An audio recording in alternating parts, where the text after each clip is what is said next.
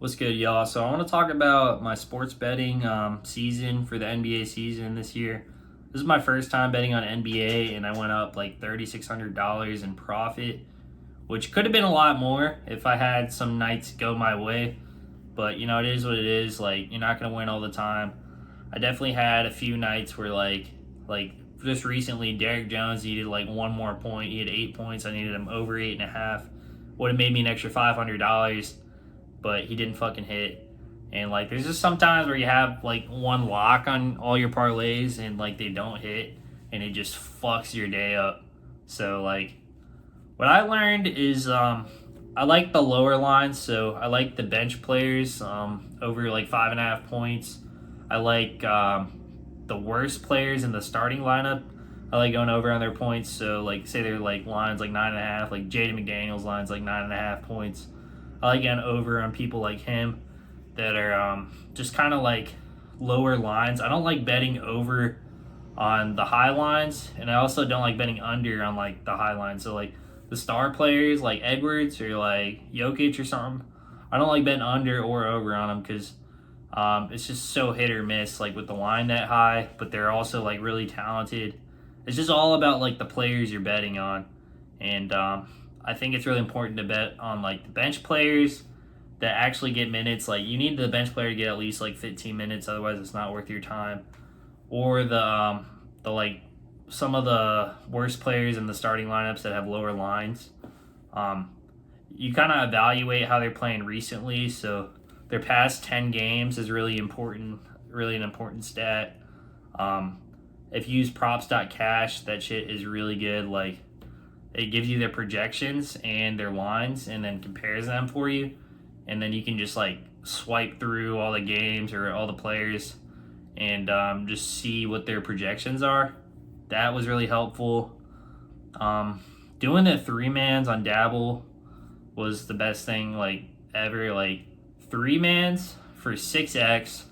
You basically got to get it right 1 out of 6 times, and you'll be even. And that's what I was doing a bunch. Like, I was doing $5 three mans to pay 30, and that shit was the most successful for me. Prize picks, I was doing four mans for $50, and then that would either be nothing or it would pay like 250 one night. But I was like kind of using the same players. Like, I think that was my problem this year, is I was like overloading on the same player. So if I liked the line, I would put $100 on that player over 20 different bets of $5 each. And like, the way to do it is like the $5 each. Like, you don't want to be betting like big. That's where you lose. Like, you're betting like $20 a bet, and then you're trying to like chase your losses. It's just not going to end well. Like, you'd rather be doing $5 a bet to be able to sustain your like betting and not like lose all your money. You'd rather be doing that than doing like big ass bets like $20 or like $10. You're just gonna end up like losing and chasing a lot more, or winning bigger. Like, you can also win bigger, but you can also lose faster. So I was just in it for the long game. So I was doing the $5 bets. I might increase that next year up to like $7 for the three mans, but that's gonna be my strategy. I'm just doing only three mans, only like players. Like, I didn't bet on like money lines, spreads, or over unders like at all, because those are all kind of traps. The spread, especially, the spread's like a straight trap. It's like they predict the exact score before the game even happens, which is crazy. Over unders are also traps. Like, the lines are way too good on that shit. It's better to rely on like one player. Like, you're relying on dudes, so they're not gonna like sell you completely. They're gonna like perform the same every night. They've been practicing the same. They've been playing the same for a while. Like, they're not gonna like really let you down completely. I mean, they will sometimes, but like, usually they're pretty reliable. Like, these dudes in the NBA are pretty reliable. They're gonna be playing their hardest every night. They're not gonna be like fucking getting the call and just like scamming you and like just fucking selling on purpose. No, they're trying every night. They're consistent, reliable. Like, WNBA players are not that at all, but NBA players are. Like, you can actually make money off their consistency, off their like trends. You look at their past 10 games, you look at who they're playing against, and then you look at like who's going to be guarding them. and that can give you a lot of information. Like, so the small forwards will guard the small forwards, power forwards guards the power forward, center guards the center, point guard guards the point guard. That's usually how it works. So you can kind of figure out who's going to be guarding who, how good their defense is, how many points are they allowing. Like, if they're playing the Pacers, it's going to be a really high-scoring game. If they're playing the Wizards, it's going to be a very high-scoring game. Playing the Trailblazers, it's going to be a high-scoring game. You got to keep this shit in mind. And also, like, I really like the point lines. So the point lines for, like, over anywhere, any range from, like, 4 to, like, 16 points, I'm comfortable going over on the people.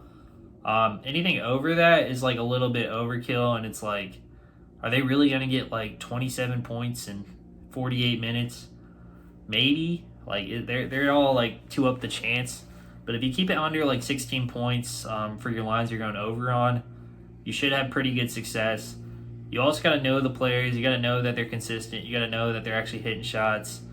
If you don't know the players, you're kind of just going to lose money because you're just like betting on nothing. So you kind of got to watch a few of the games in the beginning of the season, just kind of figure out how they play and what they're about. But yeah, I was making a ton of money off like Pacers games, Wizards games. They would like go so high scoring, you just go over on everybody. And also I was like mainly betting overs.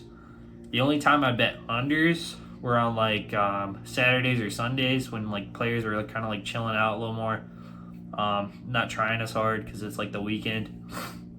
So like unders on like stars like Tatum or Banchero or Young on Saturdays and Sundays usually paid for me. They usually actually hit. And yeah, I mean, it's just like there's so much going on in the NBA that you kind of gotta like know what's going on, otherwise you're gonna get burned. And all the lines are set to be exactly what they're gonna hit. So if their line's 8.5 rebounds, like they're supposed to get 8 or 9. But that's why you use props.cash to find like the discrepancies and find where the lines are off. So like props.cash might tell you, oh, he's projected 10 points.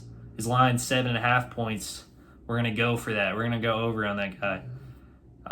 Like whenever they have at least a 2 point, so you need 2 points or 1 rebound or 1 assist. Like you need that type of edge if you're going to make any money. So you go on props.cash, you see all the bar graphs and bar charts.